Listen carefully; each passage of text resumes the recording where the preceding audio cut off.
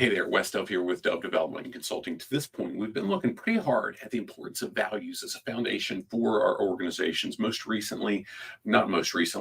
not so long ago, we looked at what I believe is one of the most textbook examples that I've ever seen of how values can indeed serve to be that foundation, but really catapult an organization for growth, both in overall revenue, profitability, and in strong team members really grasping the team and wanting to be a part of it and so on. Now, recently we've dug into how sometimes we can have those values in place, but the words don't mean anything. People might have some ambiguity around it, not really understand what's going on. And we talked about, hey, how do we make sure that we're really removing that ambiguity, taking that out of the equation, making sure that we're talking through it. What we're going to do now is really dig into how we can do that, how we can clearly define the values that we've got in our organization. And truth be told, gosh, that really starts with us in the leadership roles. We've got to make sure that our behaviors are very, very visible examples of each of those values. And we've got to talk about it some too. We can't just do things and hope folks interpret it the way we want them to.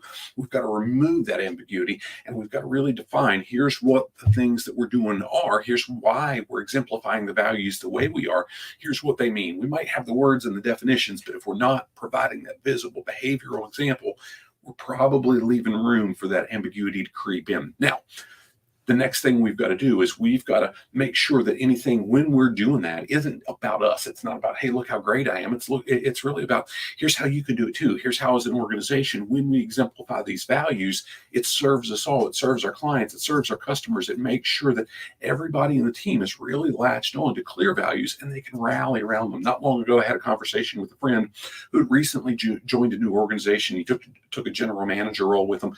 He said, hey, Wes, this may seem clear, but I've realized over the course of my career how important it is to be in lockstep and have the same values with the ownership, with the folks that I'm working with on the team, and how much it matters in really driving a strong organization. And it was so powerful to hear him say that. Now, the last thing that we need to do, we need to be able to, when we talk with our team members, not only talk about our own behaviors and how those are examples, but we need to highlight what they're doing and how it ties back to the jobs that they're responsible for, the tasks that I do daily, how those tie back to the values, and how their performance, their actions, their behaviors, how they match up with, they exceed, or maybe they even fall short of those values, and how we can redirect. We've got to make sure it's part of our general conversations, but we've especially got to build that into the formal discussions that we've got, be that the reviews, performance appraisals, whatever you want to call them, but also the disciplinary action, the corrective action. We've got to be able to say, hey,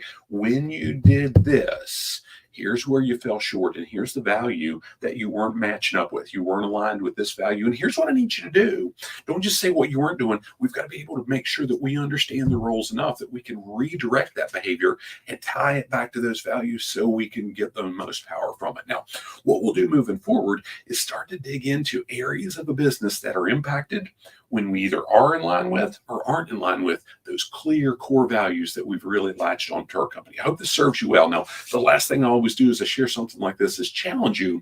If you've never done it, work through the quick video assessment on our page that asks, 8, 9, 10 questions. And it's designed to really help identify where are you at right now in your role and what's killing your profitability. What's that one thing that's likely having the most impact where you're at on the profitability in your organization, specific to your leadership responsibility.